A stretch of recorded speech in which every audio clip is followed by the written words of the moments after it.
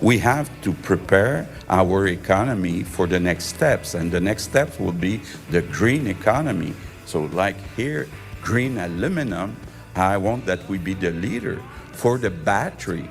Even if the car business has been for many, many years in Ontario because Windsor is close to Detroit, we were successful to bring GM and Ford. That is something already.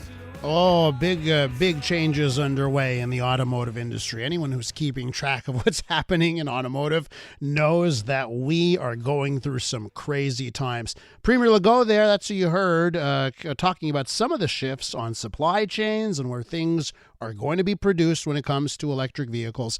And there were more big announcements this week, right? Because the Premier and the province is betting the future on electric vehicles. They are going to install 116,000 chargers across the province, money to install 116,000 chargers across the province by 2030, and increase the number of parking spots for those that choose to drive an EV. With more on this, let's go to Vancouver, where we find Daniel Breton, the president and CEO of Electric Mobility Canada. Daniel, welcome back to the program.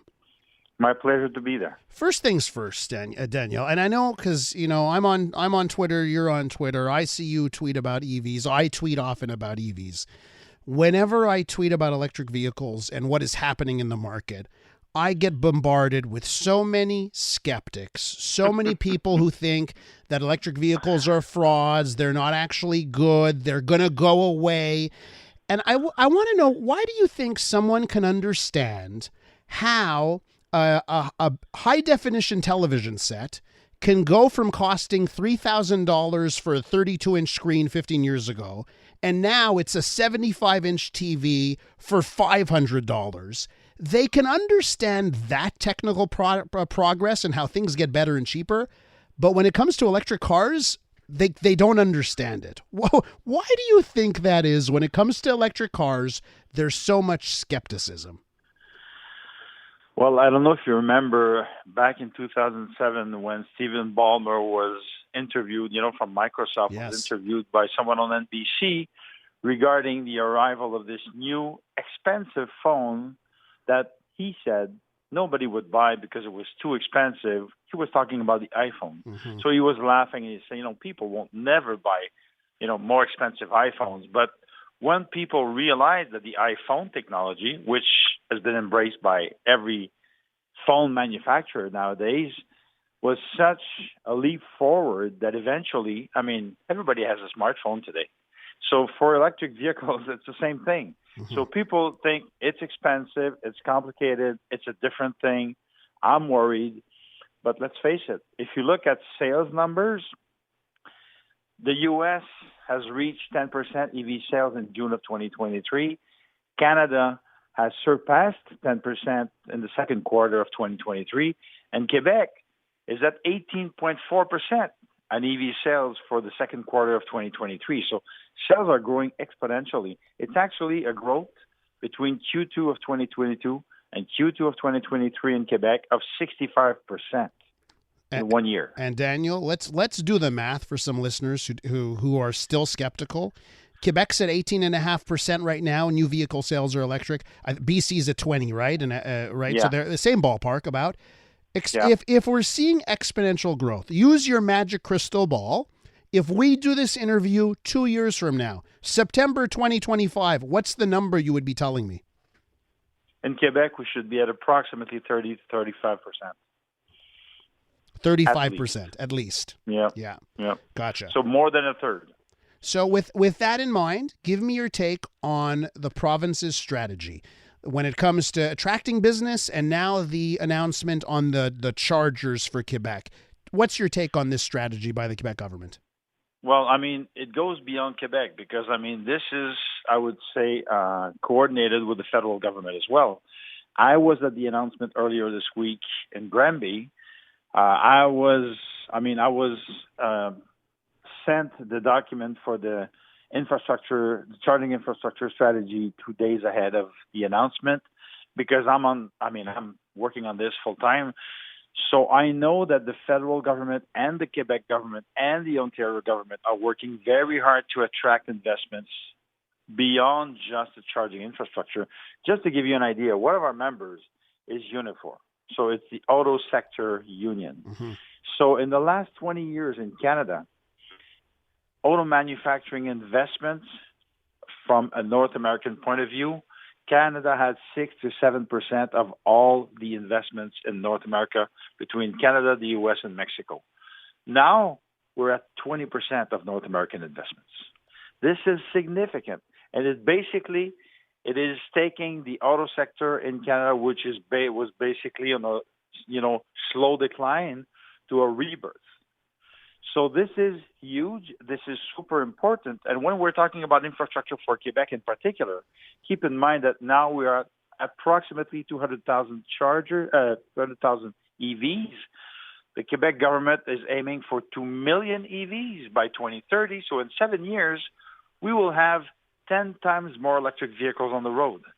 So that means that now we have approximately 9,200 public chargers in Quebec. We're aiming for 116, so it's a growth 12-fold. Wow. Which means that it's in line with the number of EVs that will be on the road. Obviously our studios, Danielle, are on the corner of Papineau and René Lévesque. Looking out the window here at Papineau and René Lévesque, right in front of us, there's an electric, Circuit electric charger. Yep. I see an Nissan Leaf and a Chevy Bolt. They're plugged in. They're charging. What do the streets look like by 2030 with the charger situation under this plan? There will be more street charging, but let's be honest here. Between 6 or 7 years ago and now, EV range has grown from approximately to 150 to 450 kilometers of range, which means that the government understands that more and more charging will have to be done at home. So they want to support home charging and multi-unit residential charging so that people can charge less on public chargers. Uh-huh. So that's why they're supporting charging in condominiums and apartments financially. But on top of that, they will adopt regulation to make sure that people who want to charge in apartment buildings and condo will have the right to charge. So this is happening in BC right now. I mean, it's happened already, meaning that people won't be able to forbid people to charge their electric car in an apartment building or a condo building. So this is a big difference because right now some people are not interested because they're afraid of costs. Plus, there will be some financing for that to make sure that these apartment buildings can get financial support, which is going to be sufficient for them to make the transition to EV charging. And when you mentioned 600,000 public space, well, it's not public space, it's apartment building and multi-residential parking spaces so that they can be EV ready. This is the biggest deal because between us, I drive modern EV. People who drive modern EVs, they charge at home. Mm-hmm. And once they're on the road, they hardly ever charge unless they travel. But for commuting, people don't charge anymore. Yeah, and Daniel, as someone that's had an EV for 2.5 years, I don't have a driveway. I don't have a garage. I use Circuit Electric, and I haven't had those issues. Let me throw this at you, Daniel, because whenever we do a segment like this, the skeptics always come out. And on my text line, they are talking about, and I keep hearing this, that EVs are environmentally dangerous and damaging more so than gas cars, and that EVs are ruining the planet. It's absolutely false. Yeah. It's, I studied climate change in university. I work with scientists from all over Canada, with the National Research Council of Canada, with IREC, Hydro-Québec. The work that I do on a daily basis is about that, environment transition.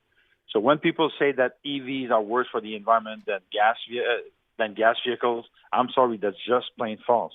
From a GHG emission point of view, so you will see a decrease in GHG emissions from going to a gas car to an electric car by 60 to 90% over the life of the vehicle, including manufacturing.